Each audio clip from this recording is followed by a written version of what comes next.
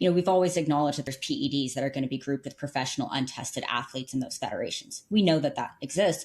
But now that we see, the average 40-ish fit mom that goes to yoga and she's running low dose Anavar on the side, stacking it with some type of GLP, GIP, and throwing in a little bit of peptides on top of her HRT. Like, that's a really common thing now. We're seeing really unethical coaching practices because honestly, coaching in general, you are walking a fine line.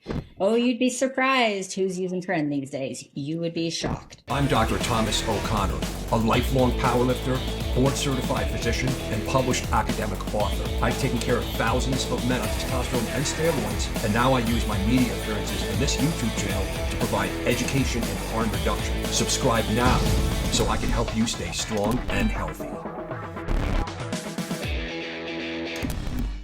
How bodybuilding coaches, gurus, give steroid advice and sometimes steroids.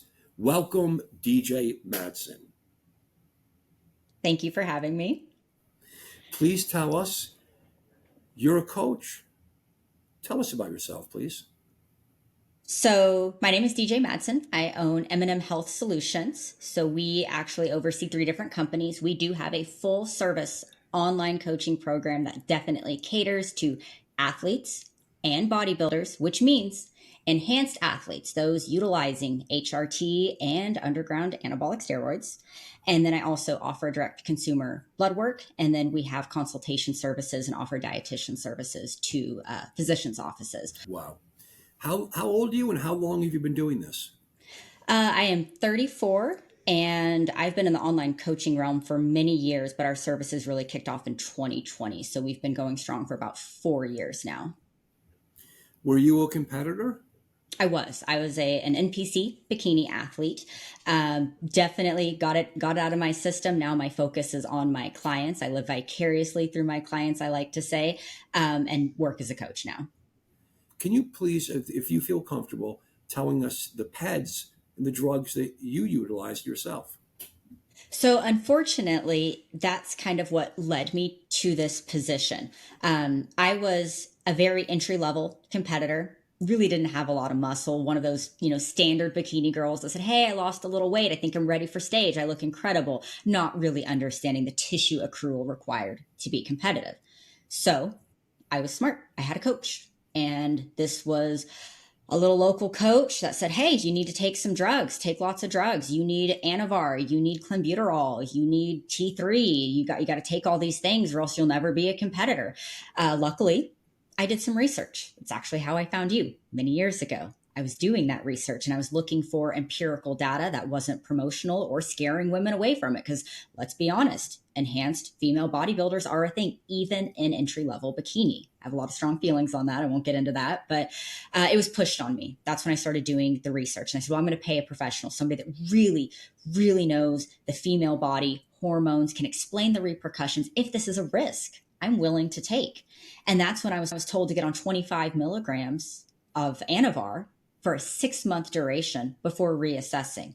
No questions about my blood work, my background, hormonal contraceptive use, fertility needs, none of that. None of that was part of this paid consultation service and was given an oxandrolone protocol with no background information on me. That was a really big red flag. That's kind of one of the reasons why I got into this industry. So fast forward, as a non-androgen dominant healthy female, I was pushed to get on TRT to improve my baseline. Again, a lot of background information missing there. My testosterone was absolutely fine and immediately started experiencing virilizing effects on very low dose testosterone. As it turns out, I'm incredibly androgen sensitive, cannot utilize the conventional anabolics that would be considered lower androgenic and safer for use in women that are not looking to virilize themselves. I do leverage lots of non-anabolic things. I take every peptide under the sun. I'm really into the biohacking trends. So testosterone is like my absolute favorite thing in the world. I'm on it right now. I leverage lots of different nasal sprays and peptides and over-the-counter supplements, but not so much the anabolic side because I was able to do that research and find out it was not a good candidate at all. Wow. And you do have some background in dietary nutrition. Yes, yes. And that is my company's primary focus. And I think a lot of people fail to understand. They get into the drugs and the training, 'cause everybody loves being in the gym. Everybody loves getting jacked and strong. That's fun. But they're not really understanding that some of that safety profile and some of those necessary ancillaries aren't necessarily going to be compounds that they need, but it comes through nutrition and specific fat sources and optimizing protein intake and looking at micronutrient profiles as well. So let's get right into the nitty gritty stuff. We all know that in the fitness world, this exploded, right? Every day, every month, every year, it's kind of ratcheting up more into even like mainstream world. It used to be underground, right? Back in the day, the steroid guys back in the 70s and 80s, they didn't have coach. I remember Dorian Yates was like, we didn't have coaches and gurus. We just did it ourselves. But he, in the end, they had buddies that were just very good at it, and Hmm. that was the beginning of the coach, right? Real pro bodybuilders, real guys in the streets, in the gyms, taking the drugs, understanding the effects, and then of course, they, funny enough, back in the day, they were working with doctors because it wasn't illegal, right? This is before 1990. So the old school guys, we know, a lot of them have ended up better than what's going on now. So current coaches, and a lot of people call themselves coaches. I work with, and I respect some very, very good coaches. I just don't want to say names. There's a fine line because the coaches, let's face it, they are dealing directly with illegal anabolic steroid compounds and PEDs, right? From diuretics, that's in the news all the time, and growth factors, a whole laundry list of PEDs and peptides, and always, certainly for women, thyroid preparations, right? But they're not doctors. And I know some of them can come from some of the clinics, we know, right? The clinics that are out there, and hopefully sourced well. And it just is happening. That's why I'm dealing with this today with you. But some of the coaches, we all know, will have just incredible disregard. And they're selling, let's just face it. They're really either directly have access to, here's a link to get the steroids. Again, this is not America. This is the whole world now, Yes. right? It's not just the guy that went to jail, what is it? Musclehead 290 or 320 or something, right? Which Age of Influence, and which I was interviewed for with Attorney Collins, and he was selling steroids openly, or not openly, but he agrees to it now, and he got busted and he went to jail, right, for selling steroids on Instagram.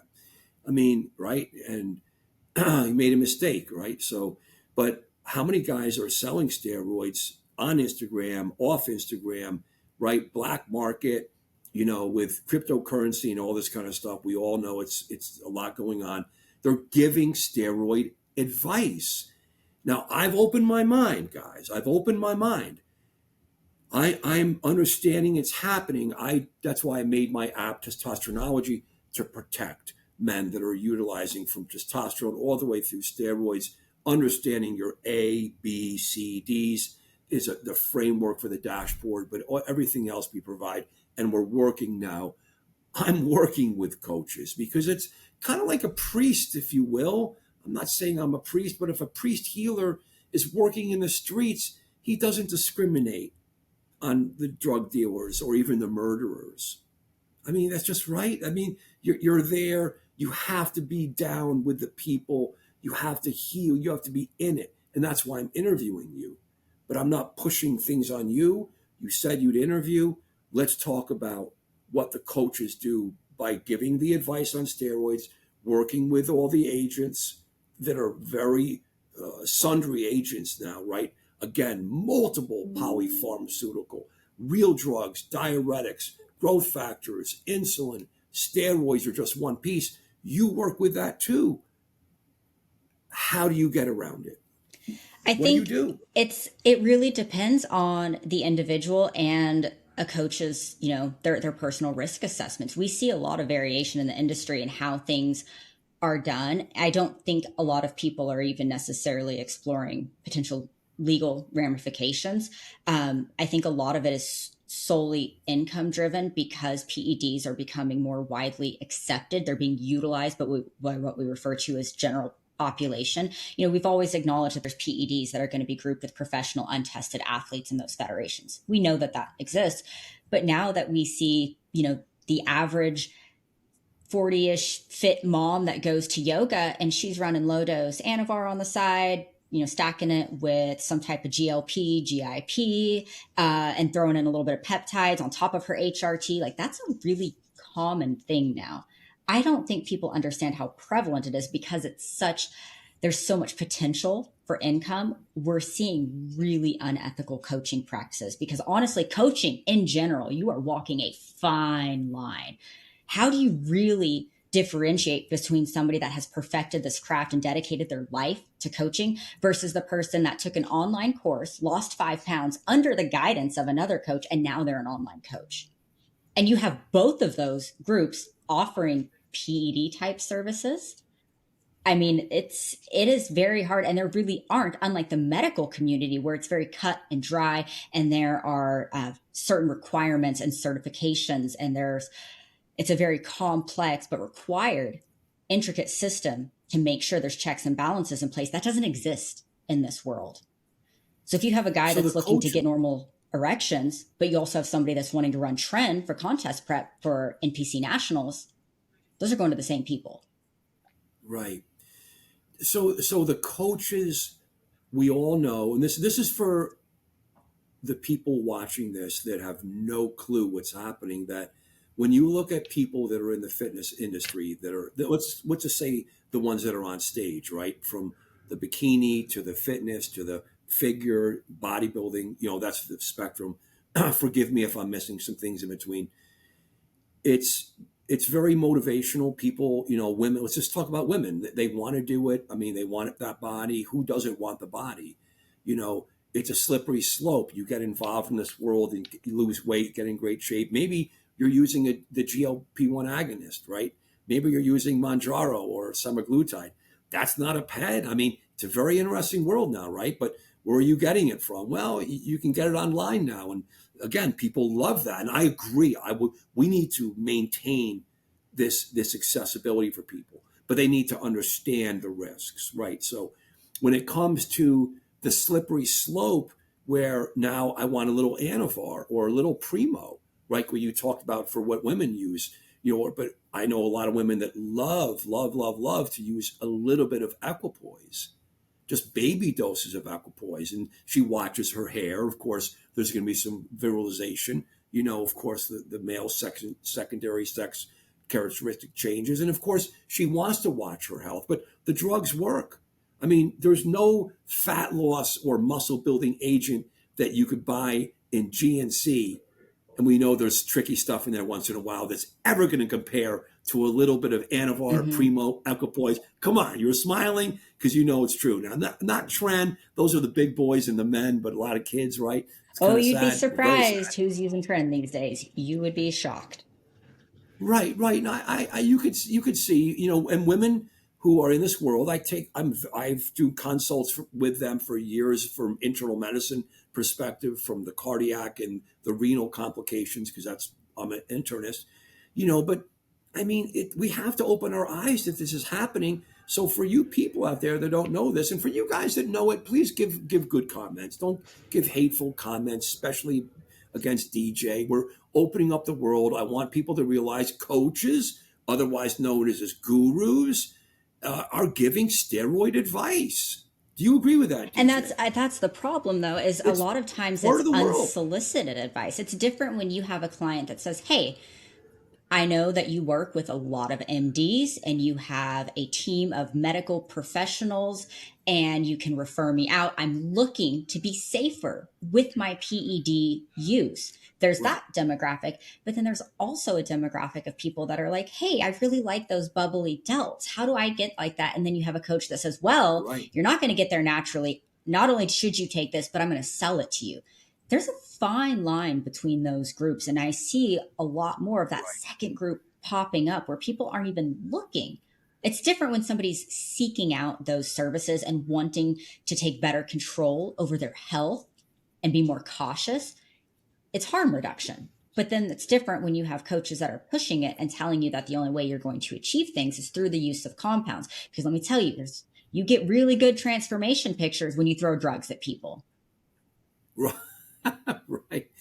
And that's just people, we basically work through our eyes, and you see those incredible, especially on Instagram, right? I mean, these drugs really, really work. So for all you novice people, new people, including women and young guys, the drugs are out there. They're always going to be out there. And, sooner or later, our society is going to understand that, and they're going to have some conventional legalization on it. Again, I have to be careful as a physician. It's not legal today. And in the aspects of testosterone and some of those drugs that we know in the clinics that are legal, like decadurabolin, Anavar, Oxandrolone, they're not illegal. Again, so there's clinical facilities that are prescribing it legally. And we all know that the DJ, that the gurus are going to be hating on them and competing with them. They're not doing it right. That idiot doesn't know how to do it. Whoa. All right, well, maybe you're right. I'm amazed at this. The coaches, the gurus, the steroid users, they know how to make that body look the way it is. You agree with that? Yes, absolutely. Utilizing, these are chemists. These are incredible, brilliant bro scientists. They're amazing. They make those bodies. And I think and I want to give some kudos to some of them as time has gone on, that they really are trying, and some of them won't cross the line and give X amount of drugs or certain drugs, right? Always trend, right? I'm not going to do, I'm sorry, I'm turning down the money and you're going to go somewhere else. Bullshit. I'm not going to give it. And I know them. And again, you guys know who you are. And that's a good job. That's very, very impressive, because there has to be an ethical point now of just feed some kid as much tren as in equipoise and Dianabol as you could sell them, from the underground. Come on, guys. And it's looking at your labs, but what are you doing with the labs, guys? You got to work with real good clinical healthcare providers, testosteronologists that have been trained under me. You got to understand the real aspects of the ABCDs. Some of you guys are brilliant at that, but you're not a doctor or a nurse practitioner. You don't work in hospitals. And if you do, good for you. You're not the one I'm focusing on. And that's where we see those trends coming from, is we've got people that, they ask for blood work. Not correct blood work. They don't know how to analyze it. They don't know how to read it. They don't work with partnering physicians and clinics that they can funnel these people to. They're not taking those steps. That's going to change. That's changing. And that's with what we're doing. Testosteronology, I'm here to change. Right. And we're working together. So in closing, how would you differentiate yourself, and what's the future of coaches that are going to be working with PEDs? It's illegal. I'm not doing it.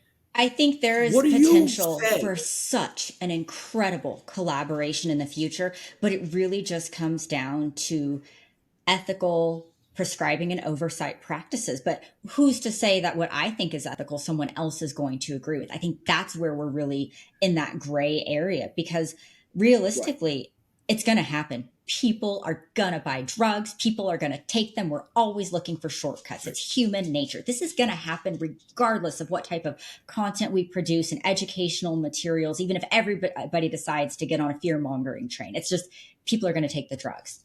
So it is important that somebody can be an advocate for those users and help them maintain some safety profile. That's how I like to look at myself, as that liaison between a patient and a provider. Because look at yourself. You don't have time. You're not afforded the opportunity to spend hours with those deep conversations about fertility, what virilization means, monitoring, having deep conversations about your spouse, about body changes, mental health changes. That's where I come in as that liaison to help with harm reduction, give that information, and then that patient or client can take that to their physician, to their doctor, request the blood work. I think there's a fine line between pushing compounds and helping people make better choices. And even if it's a compound selection, some people don't know that some of these can't be prescribed with physician oversight. If they're not truly hypogonadal, they Right. may have been turned down and said, hey, you're not a candidate for testosterone, regardless of your number being 275. Our key number is going to be 250 nanograms per deciliter. Sorry, you're not a candidate. Despite your ED, despite your low motivation, low Right. libido, low energy, sorry, out of luck. So that's kind of where I feel like our services come in, but it's not always ran that way. But in the future, we can really work towards an incredible collaboration where we have these liaisons, well informed coaches that are going to school for things like pharmacology and nutrition and endocrinology, because formal education should never be disregarded in any capacity. And then collaborating with MDs. Right. This is going to be the future. What a nice interview. Thank you so much. Any closing words you have for the viewers? Vet your coaches, get a doctor you are comfortable with. If you are uncomfortable with your physician and you feel the need to hide every bit of what you're doing, find a doctor that you trust, that you can communicate with. Or a nurse practitioner, because the doctors, even though it was a hard pill for me to swallow, but doctors are done. The new world, the current world, A the lot of the last clinics I'm five or working 10 with are years ran by world, NPs, incredible it's NPs. all nurse practitioners, physician's assistant, med-level practitioners, even clinical PharmDs. Very bright, very bright. And again, it's the experienced people in the traditional. This has to be the traditional world now. It can't be underground anymore. It has to be integrated into the traditional medical fabric of our community. And that's why I call it testosteronology. Thank you so much, DJ. We will see more of you in Thank the you for future. having me. Thank you. Thank you.